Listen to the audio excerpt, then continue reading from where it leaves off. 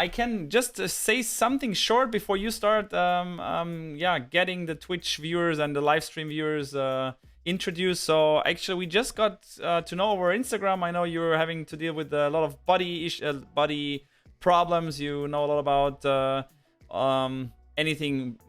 Why I took you today to the stream about back pain, because that's kind of the disease that is all around the world, the most common one. And I don't know much about you, so I will just hand the microphone over to you, saying welcome and nice having you here. And now it's up to you to introduce yourself.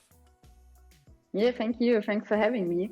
I'm Luise. I'm a personal trainer. I'm working in Berlin. Via Corona, I changed my whole personal training to online training. I guess I'm one of the less trainers who really like it and who really would like to go forward with only online training. And because you mentioned it already, back pain, a lot of people suffering from it. And I know what I'm talking about. I already had 2 back operations 2 and 4 years ago. And that's why I entered the whole personal training business. Because in the beginning, I worked in a totally different field. And then I get super frustrated, especially after the first back operation, because nobody could help me, and everybody was like, yeah, you know, you need to train and you need to get a 6-pack and you need to stretch your hamstrings. And I was like, okay, I kind of doing all this, but I'm still suffering from pain. So this was kind of my introduction in this whole well-being, health and fitness world.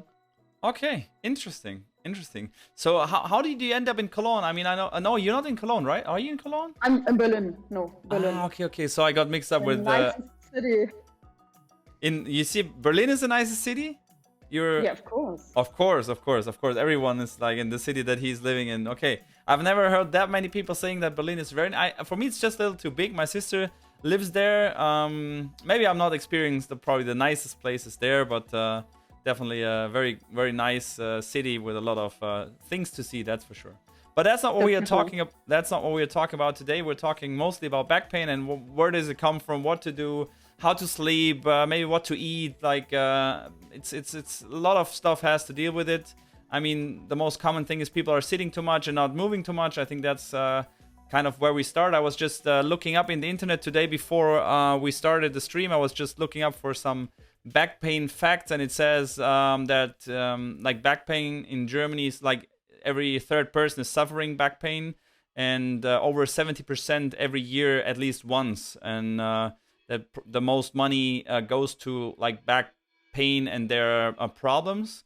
And also every 2nd person in Germany, like I just looked it up for Germany, and probably in the world it's probably not that much different. It's like under 30, there's every 2nd person under 30 suffers also from back pain. And sometimes it even never gets away. So that's kind of the bad thing with back pain. If you don't like do something against it, maybe never get away. Coming to me as a sports scientific person, studied sports and had to do also something to do with body. I have some questions, and that's how I would love to start.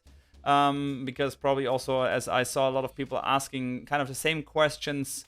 I mean, the most common back pain is, don't like tell me if it's wrong, it's the lower back pain, right? Yeah, that's for sure. Yeah. So that is the most back pain people suffer. And I also actually have some issues with lower back pain, but it's just, I mean, I'm not sure if that's like the most common thing, but it's just in the morning actually. If I wake up, I feel like kind of a little bit stiff, and sometimes it is worse, sometimes less worse, but during the day I don't have any issues with it. I mean, I do a lot of sports on my tennis court. I'm running around, which is also good on the one side, but also for the back not always the best. Then sweating a little bit, then standing there giving the next lesson, just not moving at all, standing on the court like for some hours. So also I know it's not the best probably for my back, and I need to do a lot of exercises, and they're probably where it starts, that I have to admit also to myself that I don't do it regularly enough, doing these kind of back exercises. And there's the first question: what is the best thing to do for people like me? Because I think this is kind of the most people that I talked before the stream saying, okay, like, what is your issues and what is your questions that you're interested in? And now I'll give it up to you and let me know what I should do better. Yeah, I mean, you already mentioned a few things. The first thing that I'm always interested in, if you're saying you have back pain in the morning, after you had, I don't know, maybe 6 to 8 to 9 hours of sleep, normally your whole body and your whole nervous system should be quite relaxed and you should have less stress. So that's the first point where I'm getting interested, where I'm digging in, saying or asking me and my clients. So if you're waking up and you have already a lot of stress in your body, something went wrong during your sleep period. I'm not a sleep expert, I'm not a nutrition expert, I'm just a movement pain relief expert. So I would start with your sleeping, and also when I'm seeing you and when I'm getting a kind of an idea of what your movement could be, I would start working on your breathing pattern, because your mouth was quite opened the whole time during talking, and also now. It could be because you're friendly, aesthetic, and because you want to smile and show your teeth. But from experience with clients and with patients, I guess the point number one where you should start, especially with people who are suffering from back pain, you should start with optimizing the breathing pattern, because we are the diaphragm and the pelvic floor, it's all connected. And if you're breathing, how to phrase it more positively, if you have still a lot of potential to get better in your breathing pattern, your movement pattern gets better and you lower the full stress of your body. So in your case, my number one point, and I guess that's for maybe 80 to 90% of my clients, I would always start with breathing. Wow. Okay, this is like the first time I ever heard something that I should start with breathing, and we didn't, like, we don't know each other from like real life. We met on Instagram actually through another person, and then I just asked if you would come over because it was interesting what I saw there. But how did you, first of all, how did you see like my breathing technique through the first couple of minutes? We just like talking for not even 5 minutes. Because you're not a normal nasal breather. If your mouth is open the whole time, I'm guessing, I mean, I'm not the expert, I just can see what I can observe online. But then I'm pretty sure that you're not breathing through your nose. So it's pretty obvious that your tongue position is not in the normal position, so you have more tension on the jaw. And then your whole breathing pattern and breathing function is kind of a little bit decreased, so you have to breathe more often. That's why, or that's how you increase the stress of your sympathetic system. So you have a relaxation system in your body, and you have a stress system. And normally, if people are super relaxed, they only breathe through their nose. Mouth is closed, they are relaxed, they don't have tension. And also, if they wake up in the morning, they shouldn't have tension. They shouldn't feel pain. I mean, pain is super individual and super personal and private. But if you wake up and you already get this impression of something is quite stiffy, then maybe the sleep wasn't that relaxing as it could have been. And that's normally, from my experience, either with nutrition, but normally breathing is the point number one. And also, even though, I mean, of course, you're concentrating and you're focused on the no, I'm shocked. On the I'm shocked. It's But especially with your t-shirt, you can't really see a breathing pattern. You can't really see the movement, because that's why I love to work online, because people are like, okay, they behave as they would work normally on their office, on their computer, whatever they do. So you really can get an idea of how do they live and how do they work in real life without doing a proper activation thing and a proper assessment. So when you're sitting like this, with your mouth a little bit open, your lips not closed, number one is to check your breathing and get your body and your whole nervous system a feedback about what is possible. Because at least in my opinion, I don't think that it's possible to have a bad breathing pattern. But your nervous system, your body should learn and get a lot of feedback what's possible. And then I guess your brain is so much smarter than I am and all the other experts are. But I guess the most important thing is to give your body and your nervous system more information about what is possible, and then let your brain, your nervous system decide what it wants to do. For example, because you explained your day a little bit, you're having a session, then you're standing, then you're walking, then you're standing. So you already have a lot of maybe more movement than the normal client, because I have a lot of clients who are sitting in the office for 8 to 10 to 12 to 16 hours, depending on their level. So this would be number one. And again, your mouth is open and not closed, that you breathe through your mouth instead of your nose. Actually, it's true. I mean, I'm shocked because there's almost everything true what you're saying. Also, like when I sleep, I cannot sleep with the mouth closed. I have to sleep with an open mouth because my breathing is coming most of the time out of the through my mouth. Also, when you say something that the tongue has more pressure on my jaws, I had like some my teeth. I had a brace. What is it? Braces. Because my teeth in the front, they were just like the front teeth were like really like going sharp together.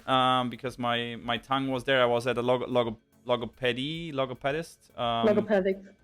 I mean, never someone told me like that might be the issue for some of these things. So it's very interesting. And as I said, it's the first time without me telling someone about my past that the person tells me exactly what could be the issue. So I'll definitely give it a try and do that. But how do I control the breather? How do I change the breathing from a mouth breather to a nose breather? I mean, it depends how much time and how much effort you want to put in. I mean, I'm in Berlin, and a lot of my clients are really, okay, we don't have time. We really want to get an improvement right away. If you're kind of that person, just tape your mouth.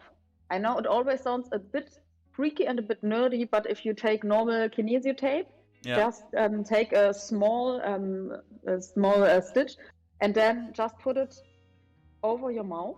Okay. And do whatever you do, because then you still can breathe through your mouth if you want to. Because I mean, I'm a bit more extreme. I always tape my whole mouth because then I get, of course, more feedback. But in the beginning, especially if people are not used to a lot of breathing work, a lot of breathing exercises, I would say start with a small piece, just put it above your mouth, especially in the evening, especially during the night, because if you're waking up, you want to improve your sleeping. And the easiest way to improve your sleeping is to not concentrate on sleeping, just go to your normal breathing pattern, to your normal sleeping pattern. But the moment you start thinking about it and want to optimize it, it's still not normal. Because then you try to analyze it, you try to change all the things. So the easiest thing is to put a piece of tape above your mouth, no panzer tape, no gaffer tape, kinesio tape, something that is breathable. Just saying. I got a lot of feedback. That's why I'm just mentioning it. Kinesio tape, so that you still can breathe. If you Google it, there's, I guess, 2 companies in Germany already are starting to selling special breathing sticks for stuff like this, and breathing tapes. Thanks. So this would be the first thing. Even during the night. I have so many clients, and I mean, I'm super curious. I'm trying everything. So if I'm on a further education, if somebody tells me something, I'm like, okay, I need to go home. I need to test it right away. For me and for a lot of my clients, it was the first time that they really slept without any problems, that they woke up and were like, oh my gosh, I'm really relaxed. No, I really can start the new day, and now I'm really energized. And because, I mean, in my face, you can see that I also had some issues with my jaw, that it's quite prominent, that there is a lot of tension still. So for me, that is super helpful. And you don't have to think about it because you don't want to control your breathing. You can't control your breathing. I mean, you can control it for, scientists say, up to at least 5 minutes. But then it's going back to the normal automatically breathing patterns. So you only can train it for a few seconds, for a few minutes. But that's why it's so helpful, because then you can give your body, you can give your nervous system new information. And then again, your brain can decide whatever it wants to do with this new information. But the first time you really feel relaxed in your jaw and in your tongue, and the first time that your brain gets the right oxygen saturation again, trust me, your body will say, okay, this breathing pattern is so much more relaxing, it's so much more effective and efficient. So by day after day, your brain will change the way of breathing. Okay, I will just take that and yeah, really interesting to see. I mean, lucky I don't have any issues with sleep. I mean, I can sleep all the time and everywhere, and I don't have any issues. It's just like as I said, like in the morning, and sometimes it went worse, and sometimes it was just good. I mean, now I just feel good. I do some exercises, but what do you think? Like people that do exercises for their back, that do some mobility routines in the morning. Does that also help, or you would say not really? No, of course it helps. I mean, every movement that you do is additional information that your body gets and that your brain gets. And I'm really data driven with all of these things. For me, every movement, everything that you do is an additional data point that your brain gets. And the more data points your brain gets, the easier it is for your brain to decide if you are safe or unsafe. Yeah. So in the end, it's all about threat modulation and stress modulation.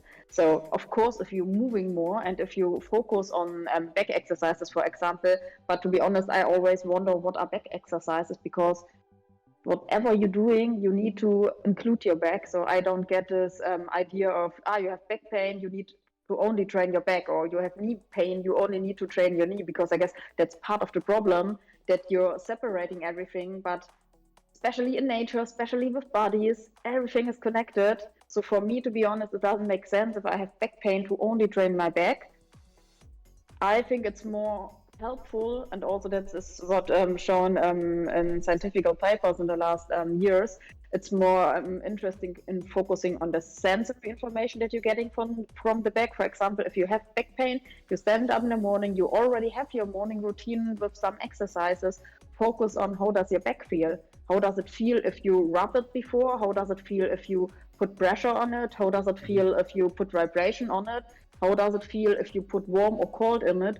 And add additional information, because what I see with a lot of clients, with a lot of patients, and to be honest, also with a lot of colleagues, they are doing the same routine again and again and again, and hoping that someday the routine gets an impact and gets or is helping them and gets better. But if you're doing the same thing again, again, and again without changing something, I mean, I don't think that this works. I guess it's more important that you have a routine, but changing the routine with different information, with different impact and different inputs all the time. Okay. Yeah. Very interesting. I mean, I do also like some routines, but as I said, not really regular. But I have the feeling, maybe also mentally wise, that if I do something like more regular, then the back pain starts to get like a little less. Yeah. What do you think about kinesiology? Kinesiology, but you know what I mean, right? Yeah.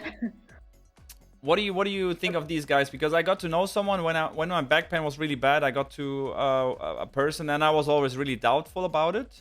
Do you have any like thing to say about like guys that work mostly in that sector?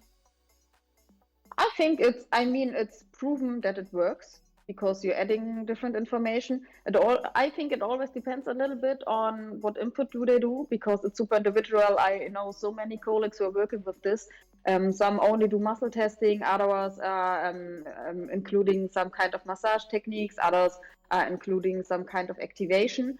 I think the most important thing is whatever they do, they need to give you something that you can do at home. And I hope that we are changing this perspective from, you have back pain, you're going to somebody and they fix the problem for you, because this maybe helps for a week, for a month, or for half a year. But in the end, your nervous system needs to get a long time change. And I guess this is only possible if you're doing something for your own, and if you include an active approach in the training or therapy. Okay. Yeah, interesting. I mean, as I said, I was there, and like, yeah. What did you do? He was about 4 with the back pain. I mean, I couldn't put my own socks. I was not able to put my own socks, and I went there, and I'm working in professional tennis, so I was there with my tennis pro player, because it was her like kinesiologist, and he's just sitting in front of you, holding your hands, touching your hands, and like bubbling something in front of him. And then you have to turn around, and he's putting on your back like some massage, it's like vibrating, like not a vibrator, but like something that vibrates on your spine. Okay. Just for like, let's say 10 seconds, and then you have to go back, sit in front of him, and then he tells you something to do really weird stuff, and I don't understand how he's doing. And I was the most skeptical person. I said, this is not working, because she always went there with pain and she went off there without pain. And he says, all the pain that you have in your body does not, like, up to you like 35, he says, the body is so perfectly built, you cannot have an injury. The injury comes from like stress, it comes from your childhood, it comes from all bad experiences, it comes from like your environment. So if you have knee pain and you go to the knee doctor, he's laughing at you. He says, yeah, you idiot. Like they go to x-ray your knee and telling you there's some issues, but it's not about the knee. You have to find the cause for it, not the reason why the knee is hurting, because okay, then your knee might be better after some days, but then you have a back pain, you have your ankle that hurts or your shoulder, because your body will always like put that stress or that that negative thing that came to your body once, they will somehow put it somewhere, and then it's not that part where it really hurts that something is wrong there. It's just about a general organism. And this was really interesting, and I was completely doubtful, and I said, hey, and I asked him a lot, and of course you need to believe somehow in it, so I gave it a try and I gave it a chance, and it's really crazy. I mean, afterwards I could take my socks back again. Even there, I was going down there on my I was bending over, and on halfway, my hands were just passing the knees, and I was like, sorry, I cannot go further, no chance. And after like half an hour, I could almost touching with the full hand, which I was never before able to. So I mean, so even better than before. Yeah. And then after, of course, it was not that I went there. It went away, and it was always gone. So of course it stayed, but it helped me there, and I went there like for some sessions, not only one, of course, because he said he needs a certain time. But it's really interesting, and for me also, I do highly believe it, because he says, yeah, if there is a child that is born in like a divorced family and that has a very tough childhood, that they are most likely to have more issues with their body sooner than persons that grew up in a in a beloved childhood. Everything is very well, nothing, like no one died early and stuff. So if something happens and that gets an impact on the organism, and that's how people get kind of these injuries, but not really because of they are injured in that spot. So that was very interesting to hear and to see a different way of approach. Exactly. So. Yeah, but I think that's the interesting point in the story. I mean, pain lives in the brain. It's not that if you have back pain that there is some damage in the back. I had this discussion a lot, because people always complaining about, yeah, why did you have a back operation? And normally these days you don't do an operation if you have a slip disc. In my case, it was emergency surgery both times, because I didn't had any motor control nor either sensory information from both legs. So there wasn't a point to discuss it with the doctors. They really were like, yeah, honestly, if we don't operate in the next 1 hour to 2 hours, then you maybe can't walk again anymore. So really? Okay. In my case, it was okayish to have this conversation. But then I had, and because I remembered, because I had this discussion laying in the emergency room, discussing with the how do you call it?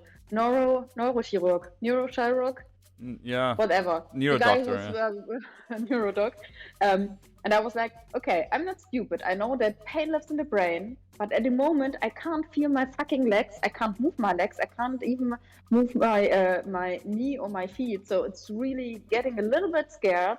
And then he was like, yeah, of course, because if your brain decides that there could be a damage, of course your brain stops moving anything, because there could be a potential additional damage. Yeah. And I guess that's the thing what you experience. I mean, you said they did some vibration on the back, so they're adding additional information, and especially with vibration. And I don't know why it's not that common in Germany so far. Adding vibration in the area that is painful is one of the easiest way, because everybody has something that vibrates at home, even if it's an electronic toothbrush that you could use.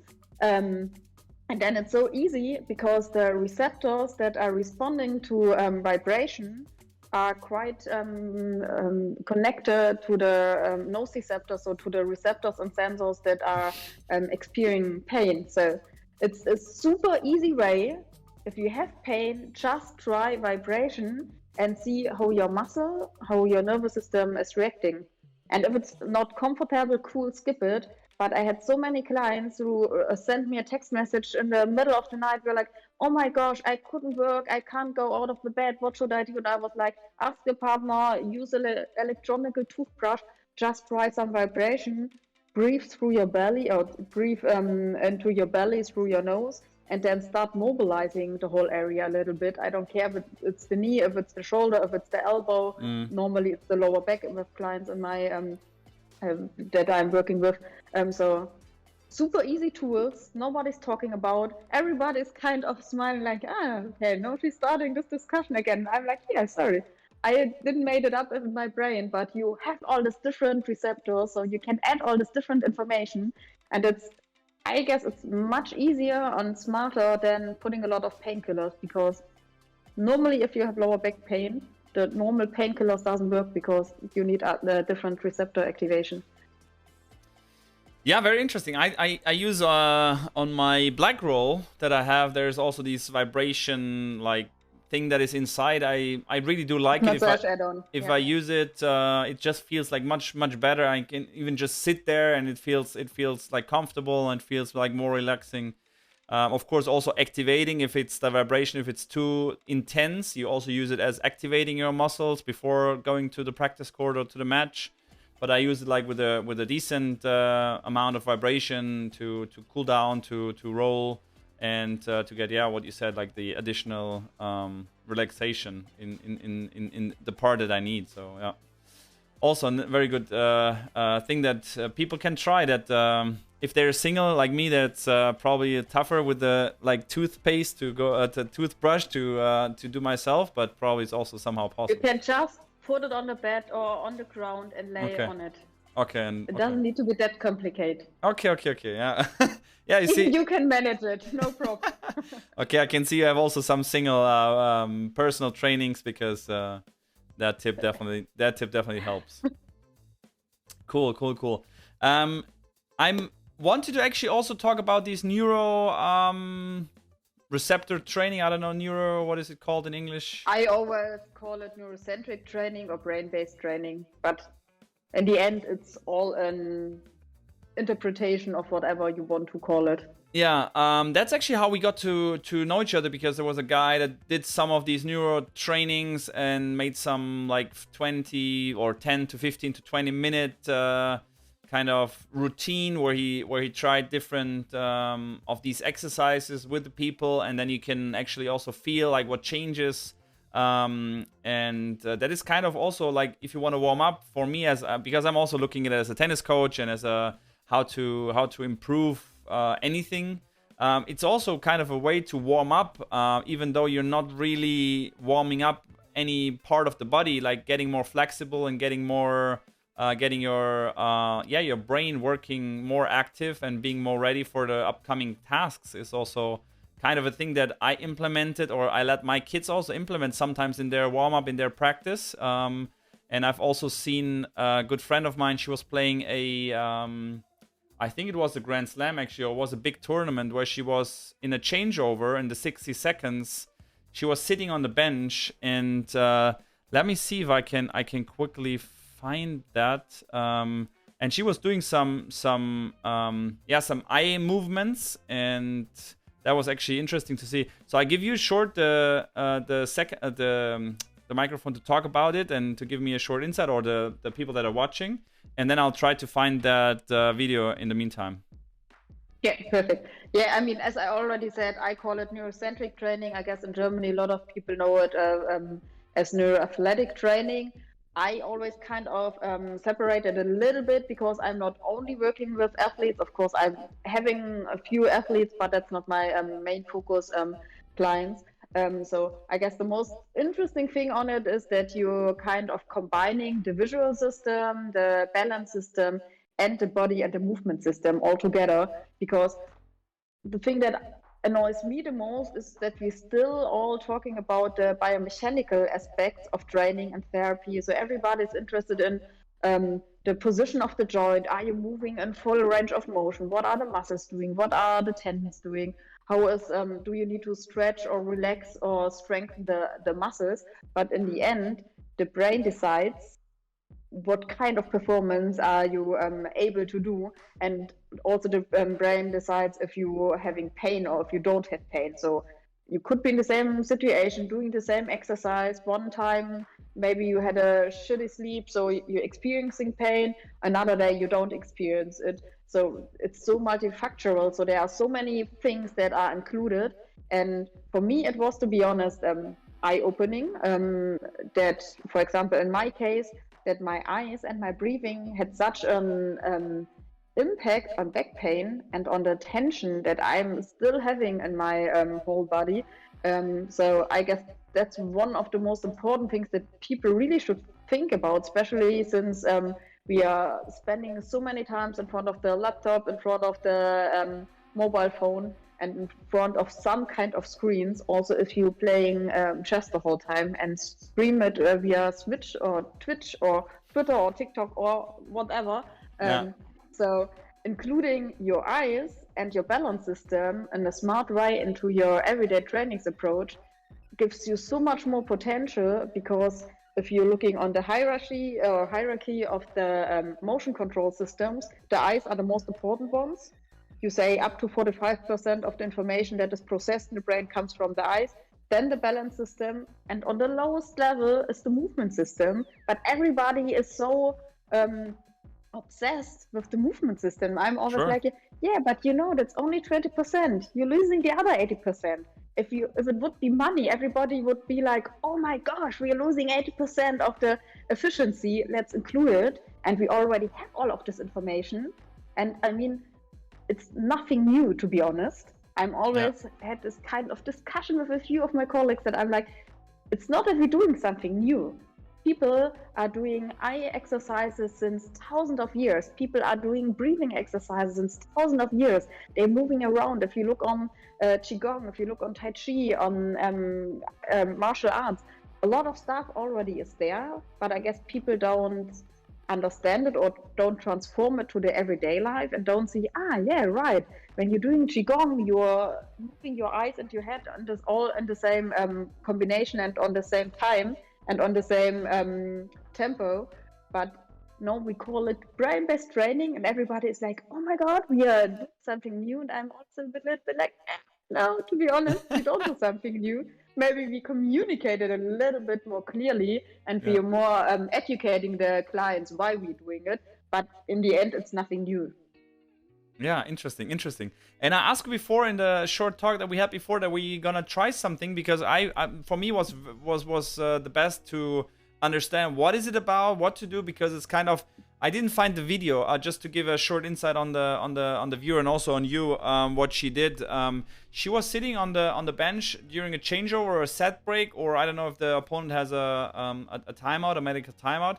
She was sitting at the bench and she was putting her two fingers in front of her, and she was just looking with her eyes on the nails and just switching around like very quick. It looked really awkward, but that's kind of one of these exercises that you probably will say that this is kind of the basic things, using your fingers, your eyes, getting like different directions on the side and the front and back, also with the pen to just focus on the pen, putting it far and back, these kind of exercises, and that's what she did. I actually did not talk with her yet about it. This was some month ago, or even like a year already, in Corona time. So that's what she. At saccades, it's just a normal saccadic movement of the eyes, and in the end, with this movement, you're activating the part in the brain where the stabilization of your whole body system gets activated. And especially if you're playing tennis, you have a lot of fast movements, a lot of fast stops,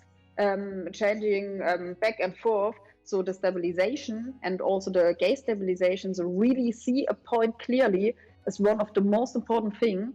But the stabilization of your body is not up to how easily and how good you can strengthen your core and activating your core. It's more a reflexive decision of your brain saying, okay, no, it's stable.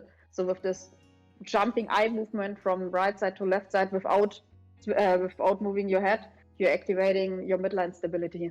Does that, if I do that every day, does that improve in general my Yes. level of stability as well? So if I do that in my daily routines, kind of, does that also help? Yes, I would say you have to test it because everybody is so individual, and that's maybe the biggest problem with neurocentric training, because we really would like to not do every exercise for everybody, because I mean, you notice that's kind of senseless because everybody needs a different stimulus. So I would always test it. If you have an improvement, if you get better, cool. If you don't get better, maybe we have to switch on the intensity of the exercise. If you get worse, cool for me, because then I'm, as a coach, could assess you and can say, okay, normally this shouldn't be that difficult, but a lot of people getting dizzy with eye movements. So I'm super curious with this, because especially if you Googling neurocentric training or neuroathletic training, and you see a lot of videos people doing on YouTube and on Instagram, because it looks fancy and cool, but especially normal people who are not professional athletes, they have fucked up eye, sorry for being that straight, but you really need to take care of the doses and the intensity of eye exercises, because you really, and I had a lot of clients who really get dizzy, they get fatigue after already 2 repetitions. So it looks super easy, but for a lot of people, if they already have a problem, if they already, for example, have a lot of back pain or headaches or migraine, I would be really, really, really careful with stuff like this and start easily with a less intensity. Okay, interesting. Otherwise, you fuck people up. I mean, and that's not cool. Now, honestly, I had colleagues after the further education workshops. They spent 2 days in the hotel because they couldn't stand up, because really? they were totally fucked up. Yeah, because the whole nervous system overreacted that intensely. I mean, it was cool for me because then I had more time to spend with the other colleagues and say, hey, cool, I need to get all of the information out of you. But this, yeah, it's intense. Okay, so guys, now we're actually doing one of these exercises. Luise, I think you took you bring us one exercise that we can do, and I will definitely join. I didn't get fucked up last times when I did these exercises, so I'm hoping this time is not even close to what you were just telling about other people that had some issues. And yeah, just let's go. And all of you guys that are watching, if you have any questions anytime, just put them in the chat. And also now you can join on doing these exercises with us to experience what is it about and how does it work. I would like to do an exercise because we talked about it. I guess a lot of people with back pain also have head problems and neck problems. So it's one of the easiest things because we're sitting in front of the computer or the smartphone the whole time. So just sit up straight. Yes. And so that you have a test and retest situation, just get an idea of how good you can rotate your head to the right and to the left side. I always say double check with your shoulder and double check how far you can look behind you so that you get an idea of, okay, do you feel a difference between the right and the left side? Yeah, I do.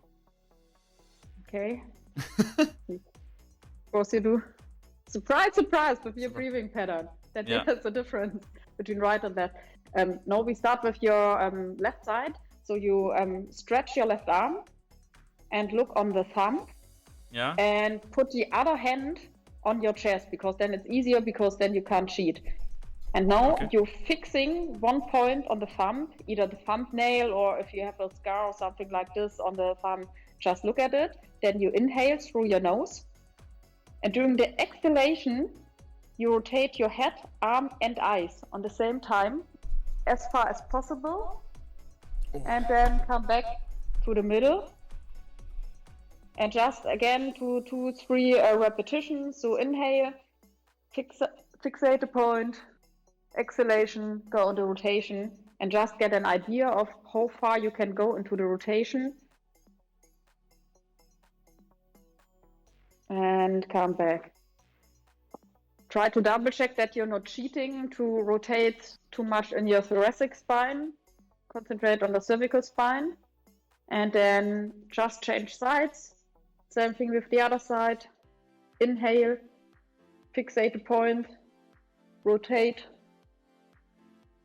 And do 2 to 3 repetitions. Always start with inhalation. And with the exhalation, you're going into the rotation.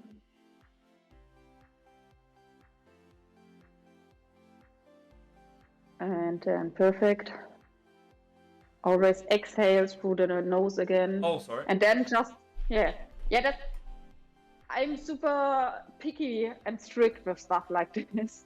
Because again, you really want to use every exercise that you do and make it as intensely and as focused as possible. So if you start with concentrating on nasal breathing only during the exercises, your brain gets more information and gets this feedback of, okay, he's using the nose the whole time. Maybe there's a reason why.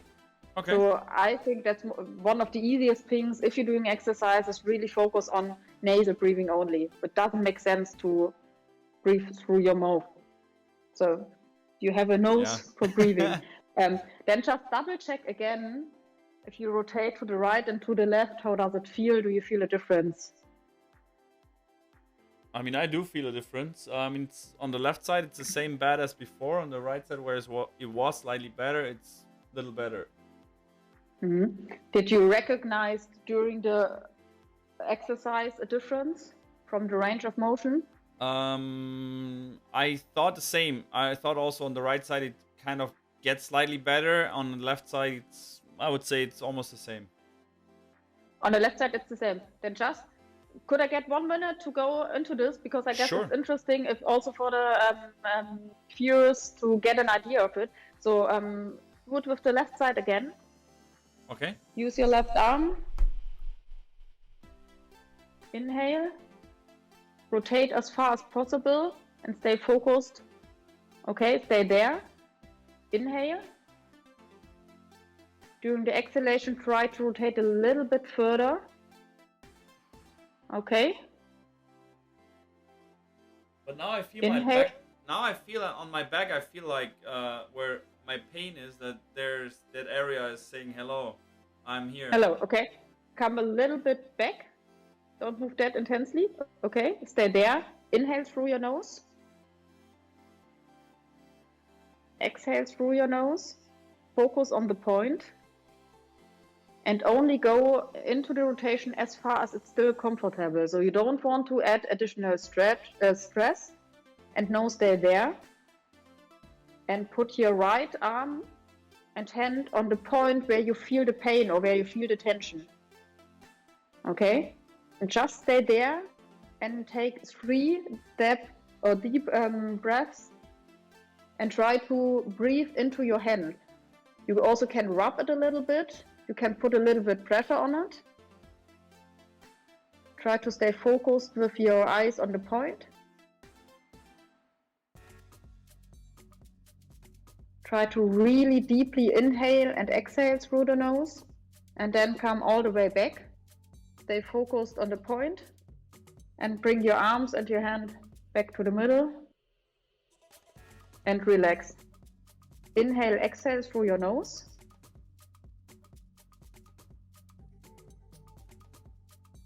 And then test again, how's the rotation to the right and to the left side.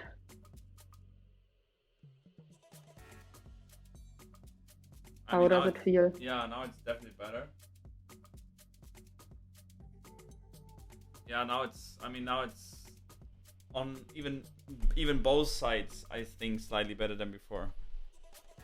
Because if you would be my client, in your case, I really only would start working on breathing pattern and combining end range of motion positions where you can recognize, okay, no, there's building up some tension. No, I can feel the area which is normally painful or painfulish, kind of. Yeah. If you want to move around, it's super important, because if your body or if your brain tells you after this exercise, okay, I have this Bedürfnis, I have this, what is Bedürfnis? I need to move, I need to mobilize the whole area, really do it, because I guess the most important thing is that you're hearing what your body wants to tell you and that you're reacting to it. So if you have this wish of, okay, no, I need to stretch it a little bit, do it. You have it quite often, especially if you're combining vision work, with balance work, and this rotation stuff in the spine, because most people either train rotation or side bending or extension flexion, but most people don't combine it. But that's the thing, movement is about a combination of different muscles, and a lot of the spinal muscles only work in this combination. But if you're only doing side bending or flexion, extension, and rotation stuff without combining everything, then you're missing the area of attention in the end. Yeah, very interesting. I also did some of these movement things already before, and I'm really amazed on how the eye movement and kind of these small things that you can do even sitting or just standing, that how you can improve your, as you said, your balance and your also the flexibility. I mean, also loosening up and getting more relaxed in some parts of the body is also possible with just like moving your eyes. Also very interesting thing and very interesting topic. I had one question from a viewer that said is back pain also, has it something to do with the sleep? Is it because, of course, they say if the mattress is too soft, then the spine doesn't get in the normal position, because during the day your spine gets kind of extreme in the one or the other area, and if your mattress is hard enough and you lay on the back, it gets back to the usual spine, how to say the spine form, whatever. Yeah, exactly. Yeah. And if it's too soft, then it never gets back. So is that a cause that can maybe cause some back pain, or also sleeping on the side, or can you say something about the sleeping positions, if they really can affect back pain? As you already said, maybe. So it depends. To be honest, I had this discussion last week with a journalist, and I really don't see the point in people explaining their clients how they should sleep from the sleeping position, because I guess, again, it's super individual. Some people like a hard mattress, others like it or prefer it if it's softer. Some people say if they're sleeping on the side, it's super relaxing. The other ones are arguing, yeah, you need to sleep on the back. From the scientific approach, every 10 years, the way of the explanation if you should sleep on the side or on the back or on the other side, or if you should switching around, is switching every 10 or 15 years, I guess. So to be honest, I don't think that we have the control and that we should control the way we are sleeping. I guess we should more focus on move better, move more, breathe better, instead of spending a lot of money trying different mattresses. And I know that's a bit, how do we say it nicely? That's a burning issue that so many clients have. They are like, yeah, I already bought 5 or 6 different mattresses and I spend a lot of money. And then I'm asking them, okay, and how much money did you spend for moving or breathing? And how much time did you spend Googling and researching and analyzing the different prices for stuff like this? So yeah, of course, it could have an effect. You just have to test it. But I guess there are other things that are more important to check and do. Yeah, I mean, 100%. That's I 100% can agree on this. That people believe that they can pay something in a one pay process, and something's gonna change, instead of taking the money and really or invest 10 minutes a day, and they can save that money. Also in a lot of other topics, also in tennis, and even probably in investing money, or in any topic. If people just spend some time, I think it's or spend the money on someone that coaches you, it's 10 times better investment than really buying a mattress for €1,000 and believing with that mattress the problems are gonna fly away. So yeah, I'll definitely agree on that. Another question is frustrating, but yeah. Go ahead, just wait. No, I just wanted to add, because you said you have to change your habits. I guess in the end, it's a bit frustrating maybe for a lot of people, but in the end, it's all about habit change. If you're having back pain, your body tells you something is in disbalance.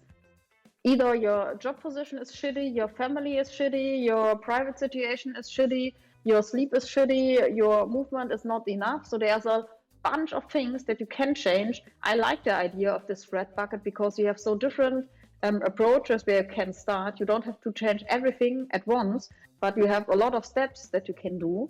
And I think also from my experience with a lot of clients and with myself, if people are really honest to themselves, mostly they know what are the first 2 or 3 points that they should change for getting rid of pain. Yeah. And of course, it's intense and you need to reflect your whole life and your whole life situation. But I guess nobody will do it for you. You have to do it by your own because it's your body and your brain is telling you something. So you can't let it be fixed from somebody else. Yeah, exactly. I mean, that's the first question. What I ask my clients and my people when they tell me on the tennis court, hey, I've pain with my elbow or with my forearm or with my back or with my leg, and then the first question is, okay, how long do you have it? And then they say, yeah, for some weeks already. And then I just ask them, okay, how many time did you invest to take care about that problem? And there's probably everyone saying not a minute. I'm saying, okay, but then like you think it's just gonna fly away, or you have to think, why is that? And of course, like stretching here and there, and like how do you do cool down? Did you get a massage to relax like the muscles a little bit, to don't over stress the tendons in your joints? And then of course the discussion is always done after like the first minute, because they say, okay, yeah, probably I should do something to get a success in just losing the pain. So I have that on the court quite often. So yeah. So there's a question from a viewer now: can food cause back pain? And I think it does with neck pain. Yeah, it's like everything. Yeah, of course, if you eating shitty stuff the whole day, every cell in your body exists from the energy and from the things that you're putting in you. So if your nutrition isn't that healthy as it could be, yeah, of course it may occur that you have biochemical problems in your body. Yeah. And you also get headaches and gut problems, etc. So yeah, of course. But again, I don't think that there's normally one special thing that is activating the pain. I guess it's more multifactorial. So there are different things that don't function that well, and the combination of all of them, then your brain says, no, you have pain. Exactly. But, I mean, I'm not a nutrition expert. That's why I have to be a little bit careful with my advices. I always say things that my grandparents wouldn't not identify as food, don't eat it. Okay. Shitty over-prepared stuff with a lot of ingredients that you can't even pronunciate, don't eat it. It's not that complicated. Eat fresh, delicious food. If it tastes shitty, if it smells not that good and not that freshly, don't eat it. I don't get the point why everybody is so confused with food. But for me it's pretty simple why people eat it, because it's just easy. You go and buy it and it's done in 2 minutes, and that's what the people are looking for. They don't have time to cook yourself half an hour or so, and they don't care probably about it. They don't take time. Everybody has time. Yeah, probably. For preparing their food for 10 minutes. You don't need half an hour. You could eat super healthy and only need 10 minutes for preparation. Or find a nice, suitable restaurant and tell them, make something nice and fresh. I completely agree. I mean, I'm 100% with you, but as the society is that way, I believe that's the reason why they just like these things that are going very fast, and they don't mind if it's a little unhealthy, but in the end they are the ones that complaining about all these issues that we are talking about. And then at the end of the day, you don't need to really need to ask why they have these issues. So definitely. Coming slightly to the end, I want to give you a chance of telling like something that you experienced mostly with your customers or with your people that you were working with. What helped them the most? Okay, was it with the breathing? That was really an eye-opening moment for me. I will definitely take a look into that one and try that and give you a feedback, definitely, how maybe something changed with me. Is there something that you like? For me as a tennis trainer, I could tell you right away, like 1 or 2 things that always happen to the same people and pretty easy to get rid of. I want to just give you the chance of giving 1 or 2 things that you have in your mind in that part. Yeah, especially with lower back pain, I would say it's breathing for sure. Point number 1. Point number 2, pelvic mobilization. It's interesting, and I don't wonder why people are having a lot of back pain because they can't control their pelvic mobility. Even if they are profi athletes, I'm always a bit shocked how they can't control it. So pelvic mobilization and standing position for tennis player and tennis specific positions is number 2 after breathing, and then balance training especially, and that's what a lot of studies shown, that a lot of people who are suffering from back pain have balance issues. So start with smart balance training, and I'm not talking about using Eric's things or unstable ground. It's more about changing your head position, changing your eye position while you're walking, or if you're super lazy, just walk backwards. I guess Dr. Kopp called it retro walking. So just move forward and then backward, because when you're walking backward, a different area in the brain gets activated, a different part of the balance system gets activated, and your whole motion control system needs to vice versa the movement control. So your arm swing is the other way around, your knee position is the other way around. That's for a lot of people the easiest way to add different movement and motion into their everyday life. And even if you just go all the way to your bathroom or to the fridge, or I don't know, to your home office, start walking backwards. Sounds a bit crazy, I know, but it works.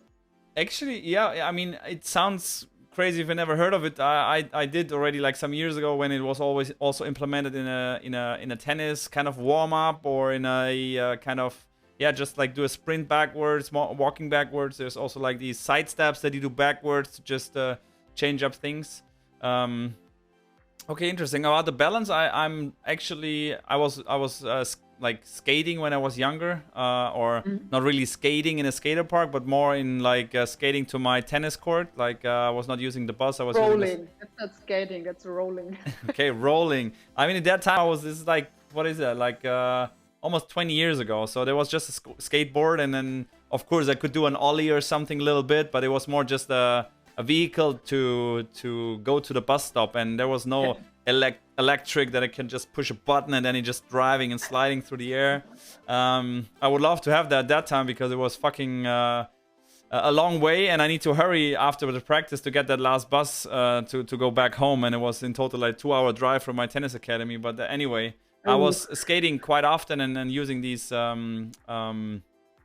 skateboards to go from A to B, and that's why I think I have a good like balance system, and until today I don't feel that I really have an issue with the balance, and I'm very good at balance things. But about breathing, that's definitely on me. About the pelvic movements, I do also do some pelvic mobilizations in my routine that I do, yeah, probably just like 1 or 2 times a week instead of maybe 3 or 4 times a week. Or how is that? That's a question that I'm interested in.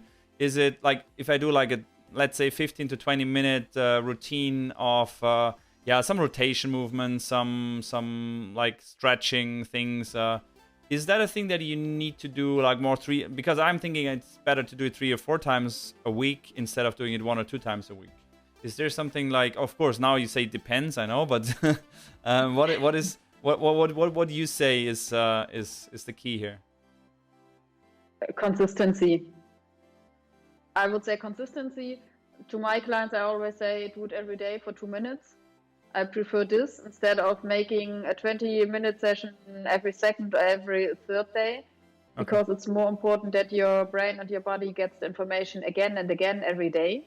Okay. And to be honest, I mean, we have 24 hours. Adding 20 minutes of movement should be, to be honest, the minimum amount that is kind of healthy. Normally you say up to an hour. Yeah. And I'm not talking about you have to stand in front of a mirror and you have to put on your fitness outfit and doing a hardcore workout, but adding movement, even if you're doing toothbrushing, you could mobilize your pelvic. I'm including all of this. I know sometimes it might look a bit strange, but I'm including every stuff in my all-day routine. If I'm waiting for a coffee takeaway, I'm doing ankle tilts and ankle mobilization. If I'm standing in a queue waiting for, I don't know, for pizza or pasta or burger, super healthy food in Berlin, as you can recognize. With a lot of vegetables inside, of course. Then I'm doing my pelvis mobilization. I'm doing breathing exercises when I'm waiting and doing my accounting stuff. So I'm including everything in my everyday life, because then for me it's so much easier to remember to do it. And then I get the feedback, and my brain gets the feedback. Okay, she's doing annoying accounting, so I'm putting my resistant band and breathing against the resistant band, and then I can say, perfect, I already did half an hour of breathing exercises and accounting, everything on the same time, and I'm done for the day. Yeah, that's something that we can take all with us. I mean, I shower and do my brushing teeth, and I have one exercise that I always do in the shower. But that's like, yeah, you have so much time to waste kind of in a day that you can just fill with like short stuff, as you just mentioned. Definitely also a thing for people out there to do something while you have waiting moments or like brushing the teeth, where you're just standing in the bathroom and waiting for it to finish kind of. So I'll also take that. Yeah, go ahead. Yeah, and also waiting for coffee, waiting for tea water. I had a discussion today with a client, and I found it interesting because he was like, yeah, but it doesn't make sense to just make it for a few seconds. And I was like, why not? Adding a few seconds of additional movement every day until the rest of your life, in the end, pays so much more than going to the gym once every month. So it's okay to start small and start with small and 2 minutes every day. I guess that's more important, because then you're changing your habit, and that's in the end the thing that you want to do. It's in the end all about habit change. I 100% agree. Very, very, very nice. As there are no questions right now in the chat, I'm happy from my side. I was like kind of over an hour talk about back pain and mobility, neuromobility stuff, about like breathing techniques that I took a lot out of here, a lot of value out of the talk. So Luise, thank you very much for your time, for being here, for giving me an analysis of my like back pain, and maybe that's the reason why I still have it, because till now, of course, every physio says something different and every person says something different. I will definitely implement that and buy one of these sleeping tapes, and I'll tape my mouth to go to bed. For those people who tuned in later, I'm not gonna commit suicide. It's just a kinesio tape that I'm putting on my mouth, so I breathe more through the nose, also during my nighttime.